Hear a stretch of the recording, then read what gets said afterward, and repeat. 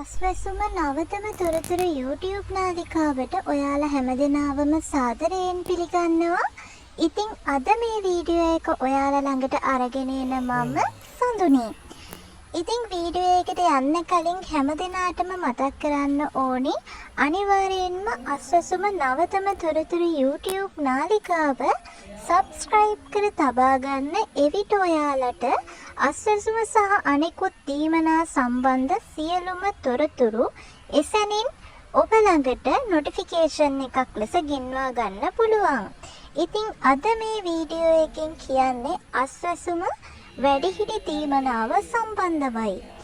ඉතින් බොහෝ පිරිසක් දුරකථන ඇමතුම් ලබා දී මේ වැඩිහිටි දීමනාව ලැබෙන දිනේ කවදාද කියලා වීඩියෝ එකක් ගේන්න කියලා කිව්ව නිසා තමයි තොරතුරු සොයලා බලලා මේ විදිහට ඔබ හැමදෙනාටම දැනුවත් කරන්නේ.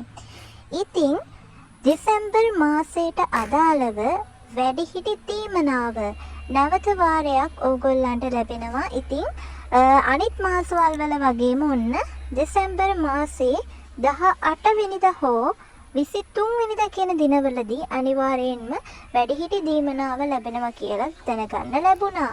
ඉතින් මේ තොරතුරු වල යම්කිසි වෙනසක් වෙනවා නම් වීඩියෝ එකක් මාර්ගයෙන් නැවත වාරයක් දැනුවත් කරනවා කියලා කියනවා.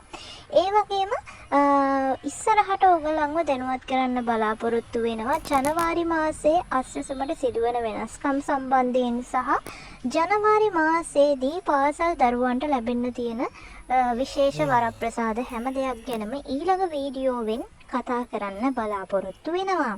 ඉතින් එහෙනම් අනිවාර්යයෙන්ම වීඩියෝ එක වටිනවා නම් හොඳ නම් වීඩියෝ එකට ලයික් එකක් දාන්න. ඒ වගේම ඉදිරියටත් මෙවැනි වීඩියෝ නරඹන්න දැන්මම අස්වැසුම නවතම තොරතුරු YouTube නාලිකාව subscribe කර බෙල් සලකුණත් ඔබලා තියාගන්න. ඒ වගේම ඔයගොල්ලන්ට ගැටලු මොනවා හරි තියෙනවා නම් පහලින් කමෙන්ට් එකක් දාලා අහන්නත් පුළුවන්. එහෙනම් ඉතින් මම අදට වීඩියෝ එක නතර කරනවා.